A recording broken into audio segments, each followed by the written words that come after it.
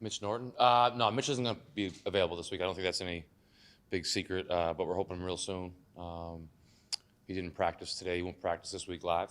So that's all I really know. I know he's going to get reevaluated this week, and hopefully a timetable will be set, but we're not expecting him to play this weekend. What do you know about the severity of it right now? I know who our medical staff is, and I just asked them who can practice today, who can't. Some days there's surprises, some days there's not. So obviously the good days there's no surprises, but I'd defer to them on that one.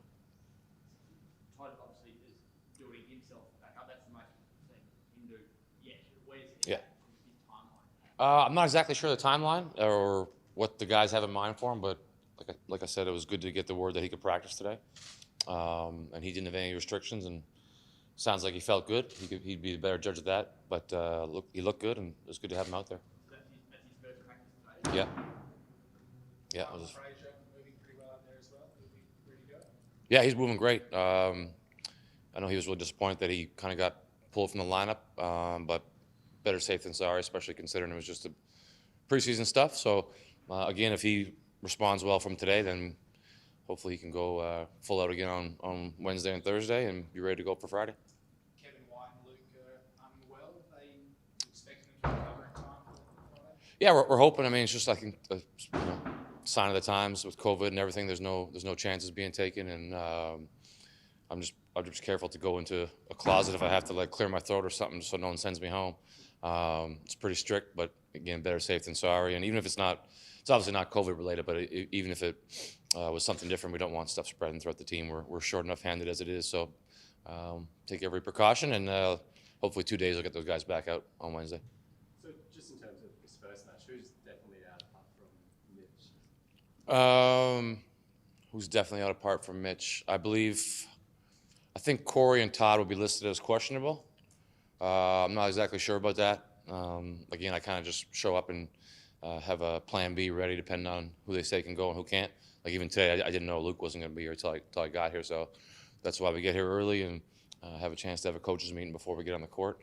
But I think those guys are still going to be reevaluated, and we're not exactly sure when they're going to be out there. Just seems like it's been the craziest preseason for you and the team. What's it been like? It's been a wild few weeks, a couple months, whatever measurement of time you want to use. For me personally, obviously, it was pretty crazy to get here, not knowing when we were going to be here, get thrown in a hotel for 2 weeks, get out of the hotel, fly to Tasmania for 2 weeks, and finally get a chance to get to the office yesterday for the first time. So that's been great to be settled. I'm from a personal standpoint really excited to be here, and as long as there's 10 bodies out there to coach, I'm pretty happy about that. From a team perspective, it's been tough to get a break for sure. Todd being out right off the gate. We knew Corey was going to be out when I was hired, so his rehab has been on schedule, but still tough for him to deal with, in terms of being patient to get back. Mitch is getting injured again. Even this past week with Mike and Jack being out for the last couple games, it's been tough, but it's a nice way to prepare for the season because you never know what could happen with the schedule, with injuries, with logistics. There's really no excuses at the end of the day for not being at your best with whoever you have. We've got lots of guys that are capable of playing, and just another benefit of the blitz where we got some of our younger guys a chance to have extra minutes. So if we need them Friday or Sunday or 2 weeks' time, they'll have that experience under their belt. It's been good for them. And just back on Mitch, we've got to know him over the past few years, and he's a guy that pushes through injury. How aware are you of that, and how much you guys might have to hold him back? Again, luckily that's not my job because it's a tough thing to hold people back that want to play. But we have the best medical staff in the league. As far as I can tell, it's as good of a staff as you'd have in the NBA, just maybe a few less bodies. So I have every bit of confidence in them that they're making the right decisions, and the players respect them as well. They've been listening to them. They don't always like what they hear, but they respect their decision and believe in them. And we've spoken quite a bit to the guys. It'd be nice to be playing every minute of every practice of every preseason game, but more important to be playing hopefully in April, May, whatever the case is, than it is now. So rather be 100% and make sure we're good for the long haul than to take chances and try to be a hero. Every game counts, but this isn't the time to be a hero right now. Your fans have been so accustomed to pretty stable point guard position for a long time. who's most likely to be there given Mitch isn't for that first game? Yeah, I mean, I don't know. Your guess is as good as mine. We have 2 more practices and an off day. Anything can happen. Someone can get in a surfing accident tomorrow.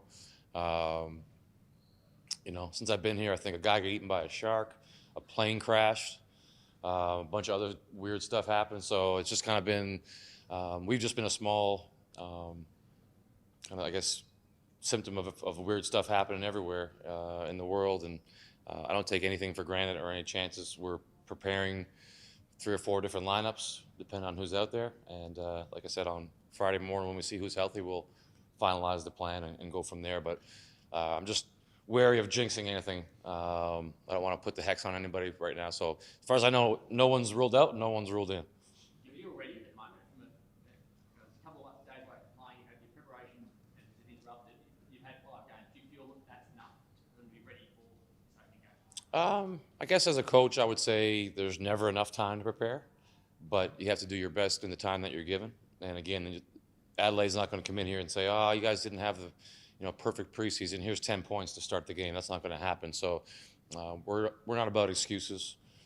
We've done enough to be good enough to win. We also could play our best and lose. That's just kind of the nature of the league this year.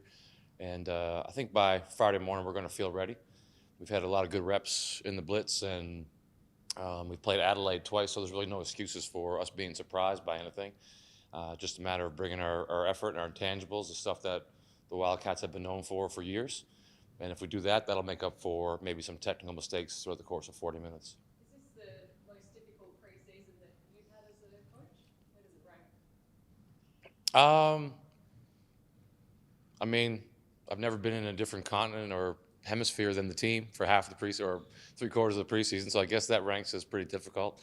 But I will say one of the nice things is the guys that we have on our team are very professional, and we kind of spoke right out of the gate when I was still in Boston that the situation was different, but it wasn't going to be an excuse for not being ready to go December 3rd, and it wasn't going to be an excuse for poor play or anything like that. We have good coaches here that did a great job while I was gone and are still doing a great job. We got a bunch of talented players, some of which are new, some of which are old, or I should say veteran, and they've all been putting their time in. So, yeah, it was difficult for me to not be here, but I think that as far as preparing a team goes, it was pretty smooth because of the people that we have involved. 36ers undefeated through the blitz. What were your takeouts when you came across them back a couple of times? My big take-home point from the blitz was just that this league is going to be really tough, and there's not going to be any off nights where you can kind of coast and expect to get a win. So it's going to be a real difficult and challenging season. Obviously, we're starting with a team that's 5-0, like you said. So they've done some good things, and I don't even think we've seen their best. Most teams, including us, had injuries or moving guys in and out of the lineup. You never know really what you're going to see until the ball goes up Friday evening. So I guess a good lesson for us that we don't have to really learn in the regular season is that we can't take anybody lightly because they already got us twice. Regardless of the situation and circumstances, they beat us. And I think that hopefully will make us a little bit hungrier to compete, a little bit hungrier to prepare these next 4 days. And I just hope we have as healthy as possible team to give them our best shot. The NBL's introduced a new challenge system. What do you make of that? So in the last 7 years between the G League and the NBA that I've been involved with, we had a challenge rule in place. It started in the G League when I was there, and then the NBA kind of adopted it. And I think that the 2 takeaways for me would be that it helps to save it maybe in case there's a key call down the stretch. You also don't want to risk losing a timeout for a shot in the dark at a challenge, because if you get the challenge wrong, you lose a timeout. The other thing I would say is some calls, it's hard to tell even on video what's right, especially out of bounds calls. 2 guys hit the ball at the same time. You never really know what the referee will decide. And in terms of fouls and things like that, there's always a gray area that they can point to if they want to reverse it or not reverse it. So it's never a sure thing. So you better be sure that you're going to win it if you use it, or you better want to take the timeout anyway because you're going to lose it if you lose the challenge. Overall, do you think it's a good thing? It's a step forward. I think it's a good thing if you approach it the right way mentally. If you if you challenge it expecting to be right, and then the guys don't overrule it, and you get emotional or you get worked up with that, it can become a bad thing. Same with the players. You'll see the players calling for the challenge, every time they foul. And as a coach, you kind of got to resist that noise from the guys and explain to them, like, hey, this is a strategic thing. And even if you're right, we may not use it. Excuse me, don't report that. So it's kind of a pride thing too with the guys. So they got to be level-headed about it too. We all have to be level-headed, not emotional. And game's getting late and something happens where the referee makes a mistake, which rarely if ever happens, and you use it, maybe it can come in your favor, and that's when I think it's a good thing. But you just can't let it bother you or affect you mentally throughout the course of the game. So you talked about the whirlwind getting your quarantine off to Tasmania and now back. Do you get any sort of afternoon off this week to relax or find time to take a minute away and just have a breather and accept where you are? Well, I got 2 kids under 2, so the answer is no. But there will be a break from basketball. I'm excited to get into the routine because it was tough for me at home. My wife's doing the lion's share of the work, and I'm trying to help her as much as I can, and it's still not enough. But at least when I'm here in town, I have an excuse to be away for 6-7 hours to go to work, and then I'll go home and help out with the kids and help out with her. And then when the kids go to bed, I'll get a couple more hours to work. So I'm happy to get into a routine, and it's also great. It was a blessing in disguise, maybe me leaving, because she was forced to get into a routine here with the kids in Perth, and she's like a regular Australian now, driving around the wrong side of the road and starting to talk with an accent and everything. I can barely understand her. So, she's adjusting, and now it's my turn to make sure I'm adjusting without letting it affect my work.